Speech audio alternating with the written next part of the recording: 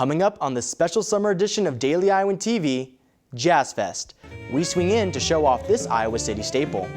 And later, we give you an up-and-close look at how Coralville's getting ready for the 4th of July.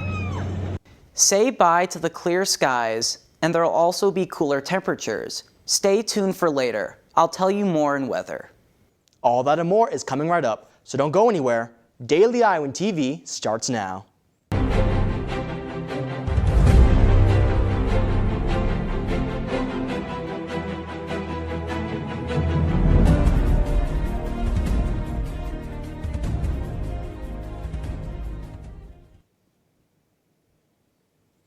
Good afternoon, and thank you for tuning in to Daily Iowan TV.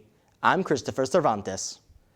The Iowa City Summer of the Arts was in full swing over the past weekend, with the 27th annual Jazz Fest keeping up the excitement of the previous festivals. I personally dropped in to see how it all went down. Starting Friday, the Jazz Fest kicked off with an impressive array of delicious dishes, live music, and family-friendly activities, ranging from games to the ever-popular face paint. However, the Iowa City Jazz Festival has always had a difficult time in getting the volunteers it needs. This particular event tends to be a little more challenging because always having something close to that 4th of July weekend, a lot of people are out of town or they have family visiting, that kind of thing. So we do tend to struggle just a little bit. Despite being chronically rough in volunteer turnout, the Iowa City Jazz Festival has been a constant source of enjoyment for all who attend. It's not just the citizens of Iowa City that flock downtown. Many tourists trek all the way from different states to see what the summer staple has to offer. It's nice to see all the different stalls, all the different people. I'm from out of town, I'm from Chicago, but I'm enjoying the cultural diversity in Iowa City. It all wrapped up with a fireworks spectacular at the old Capitol building, signaling the end of the festival and the beginning of Independence Day.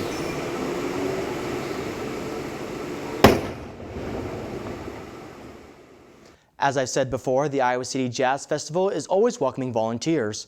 If you are interested, visit their website, summerofthearts.org, and fill out the volunteer form.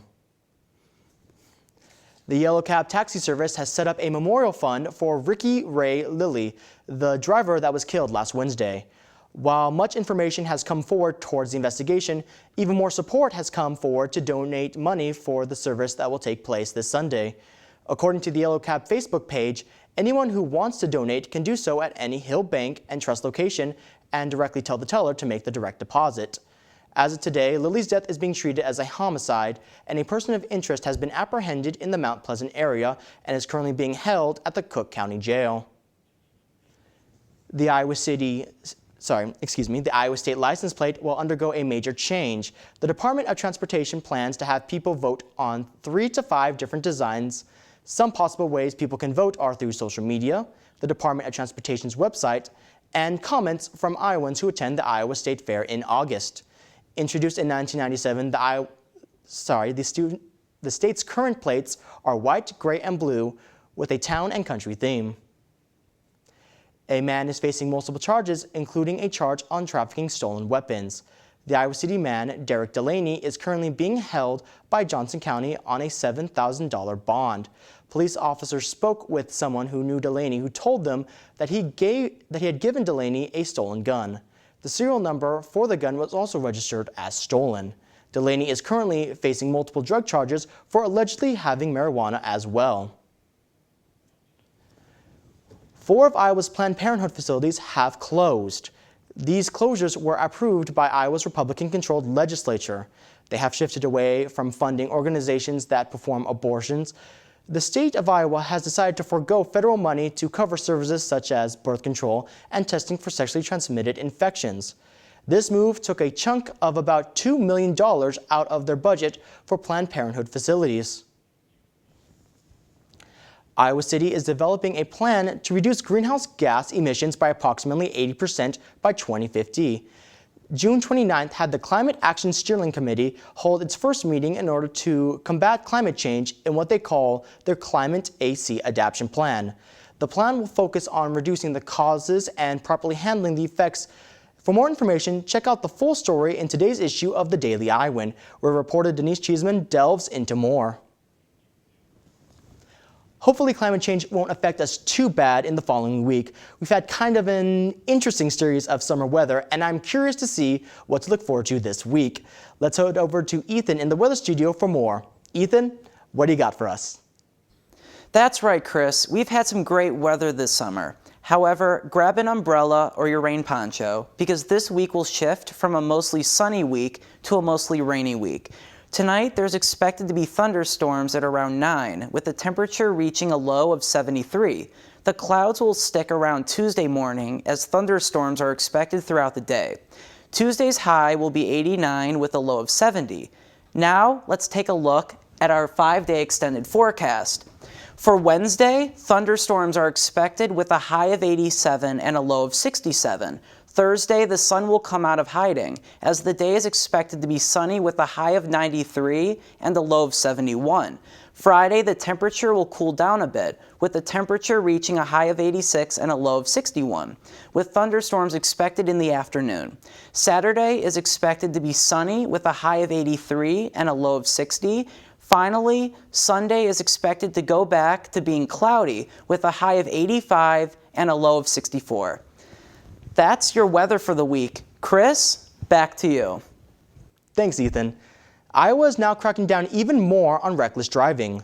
Law enforcement can now pull over drivers for the sole reason of texting and driving, when previously they could only be cited if they were pulled over for another offense. This is partly in response to the vehicular deaths in Iowa reaching a 4-time high in 2016. This law is now in effect, with fines and court fees reaching to over $100 in cost. So remember to be safe and be responsible out there, Iowa City. Coralville's annual 4th Fest is going on at St. Morrison Park in celebration of the 4th of July. Daily Iowan TV reporter Junhyuk Kim has visited the festival and reports with more. Hi, my name is Junhyuk Kim. I'm here at the Carnival in Coralville celebrating 4th Fest. Please come and join me. 4th of July is right in front of us, and Coralville seems to be perfectly ready to celebrate it by hosting annual 4th Fest. It is a community's annual tradition that gathers thousands of visitors and residents. Various facilities, foods, and rides with beautiful weather pleased attendees. Volunteers Tia Natis and Maddie Exum say that the fest makes families more united, and they hope people who attend the fest enjoy the event. It brings the families together too. It's kind of like a family event. So, like parents get to spend time with their kids get to spend time with their parents. So there's that too.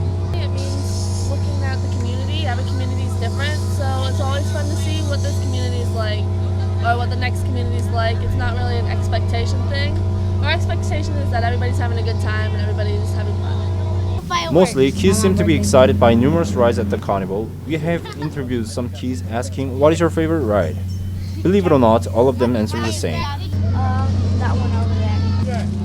That one over there. That one over there. Kids looked happy, parents looked happy, as a whole attendees looked happy. Various events like free concerts and fireworks are included in the future schedule. The festival will continue through the 4th of July holiday, with the carnival opened from 10 a.m. to 11 p.m. I'm reporting from Coralville. This is Junhyuk Kim, Daily Iowan TV. New Jersey Governor Christie is facing backlash in what has already been a controversial term. Christie was spotted Sunday afternoon relaxing with his family at a closed beach. This has caused public outrage as the Republican ordered a government shutdown a few days ago, which resulted in the closing of state parks and beaches. The beach has been closed to the public since the shutdown began. Christie has defended his family's use of the beach by stating, "Run for governor and you can have a residence there." On June 30th, President Donald Trump signed an Iowa-sponsored piece of legislation with the goal of improving the security and food distribution of the agriculture and food industry. For more information on this issue, take a look at the front page of the Daily Iowan, where reporter Molly Hunter explores the causes and events behind the creation of this legislation. Oh, don't forget, the Iowa City Summer of the Arts free movie series has a free movie showing every Saturday at sundown at the UI Pentecrest. This week's free showing is the Marvel Cinematic Universe's smash hit, Captain America: Civil War. The film is rated PG-13, but it is still fun for the whole family, as long as everyone is Team Captain America, that is. That's all we have for you today at Daily Iowan TV, and be sure to check out our website, dailyiowan.com, for all the latest news, and don't forget to pick up a copy of the Daily Iowan that runs Monday through Thursday. We'll see you back here on Monday, and this is Christopher Cervantes, and from all of us here at Daily Iowan TV, thanks for watching. Have a great week, Iowa City. See you next time.